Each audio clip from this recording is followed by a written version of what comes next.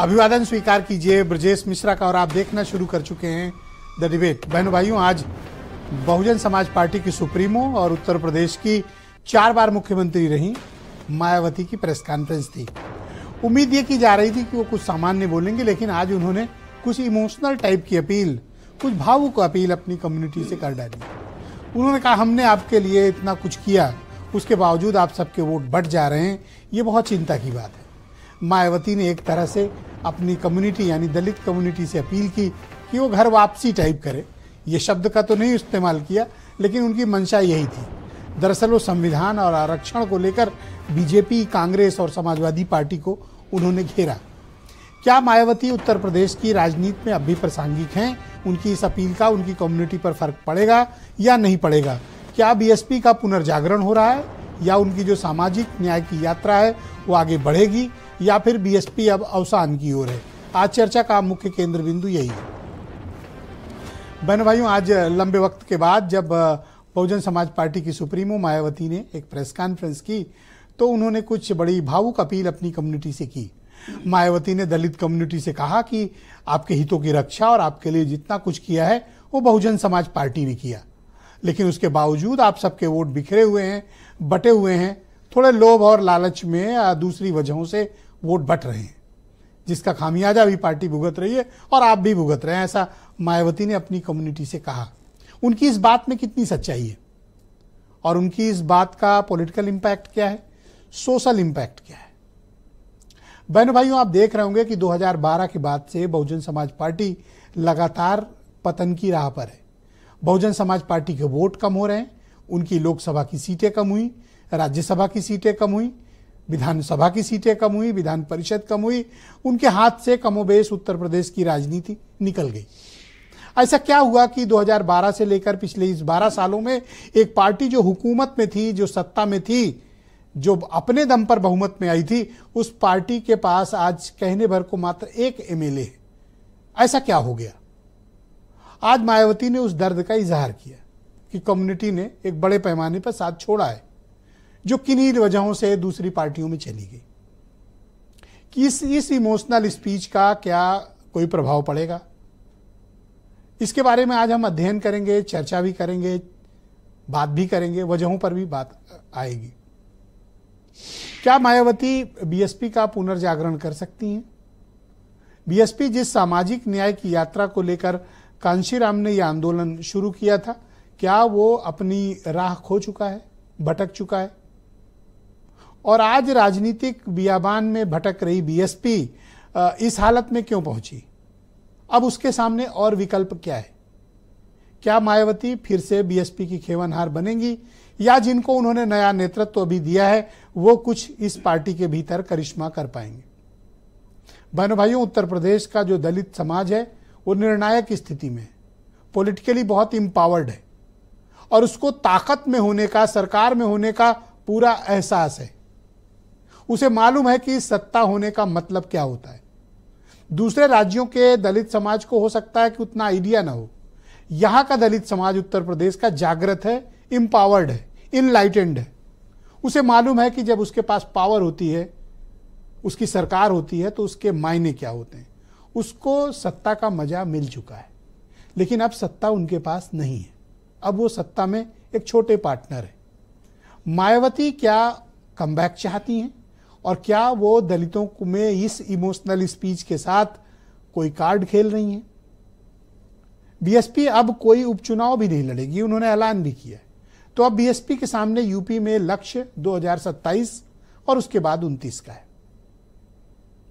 क्या मायावती अपनी कम्युनिटी का चला गया वोट वापस ला पाएंगी? आज के हालात में बहनों भाइयों बहुत मुश्किल है, क्योंकि उसका लायन शेयर बीजेपी और समाजवादी पार्टी और कांग्रेस उसे एंजॉय कर रहे हैं।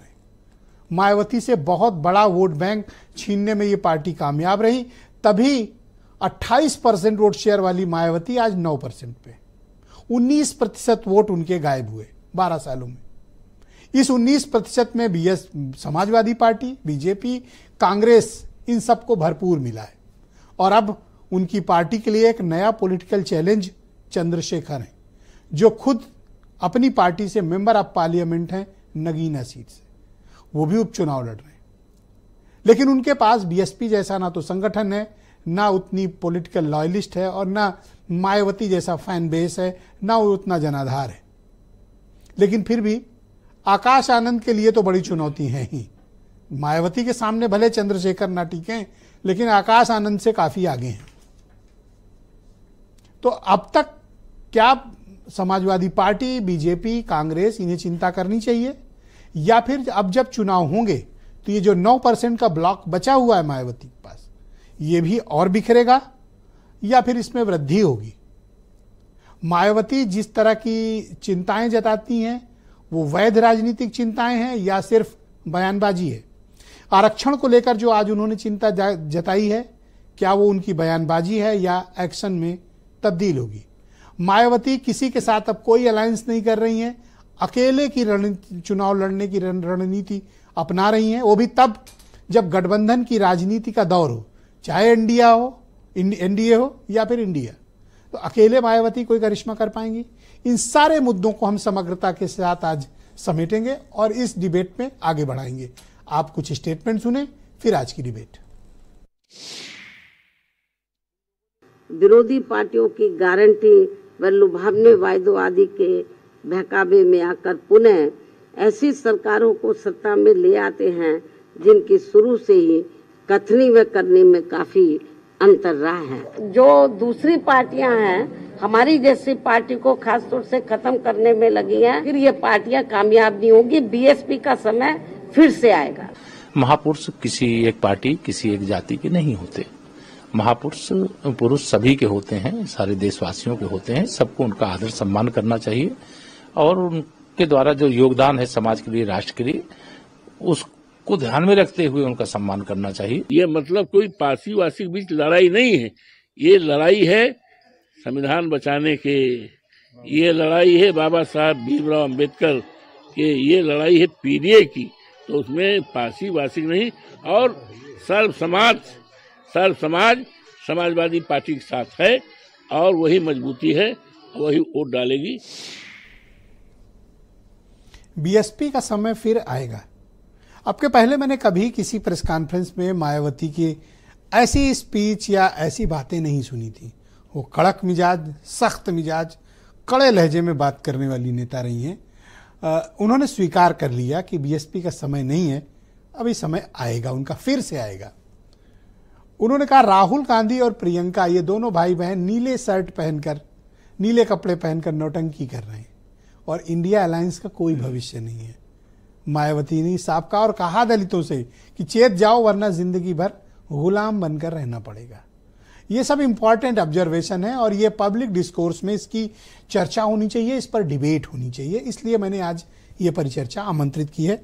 डॉक्टर समीर सिंह भारतीय जनता पार्टी के प्रवक्ता हैं, फराज किदवई समाजवादी पार्टी से हैं, लखनऊ के बहुत ही जाने माने पत्रकार राजेंद्र गौतम जी हमें ज्वाइन कर चुके हैं, प्रोफेसर रविकांत डॉक्टर समीर सिंह के दोस्त हैं, पॉलिटिकल एनालिस्ट हैं, हमारे साथ कार्यक्रम में मौजूद हैं, कालीचरण स्नेही जी बहुत जाने माने चिंतक हैं दलित समाज के, विनय राय जी वरिष्ठ पत्रकार, और वीरेंद्र सिंह जी हमारे स्टेट हेड। शुक्रिया और धन्यवाद। प्रोफेसर रविकांत जी, मैं कार्यक्रम की शुरुआत आपसे चाहता हूं।